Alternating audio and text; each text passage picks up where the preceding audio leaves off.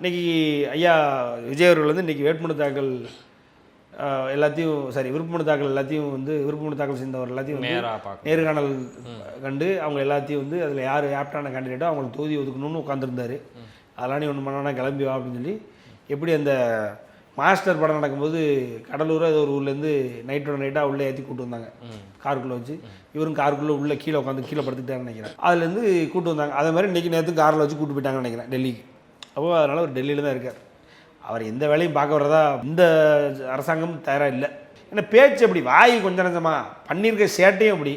நீ ஒழுங்காக இருந்து எல்லாருக்கும் நியாயமாக இருந்து மக்களுக்கு நியாயமாக இருந்து எந்த தவறும் பண்ணாமல் இன்றைக்கி இவ்வளோ பேச்சு பேசுனேன்னா பரவாயில்ல.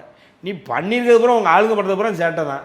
ஒரு ஒரு ஒரு அதாவது ஒரு கூட்டம் நடத்தினா ஒருத்தன் செத்து போகிறான். என்னடா ஃபங்க்ஷன்னா சந்தோஷமாக போவான் வருவான் பார்ப்பான். போகிற இடம் பூரா ஒருத்தன் செத்துக்கிட்டு இருந்தான் 20, 40, 30 ஏற்கனவே ஆஃப் செஞ்சுரி தாண்டி போயிட்டுருக்கு அப்படின்றாங்க.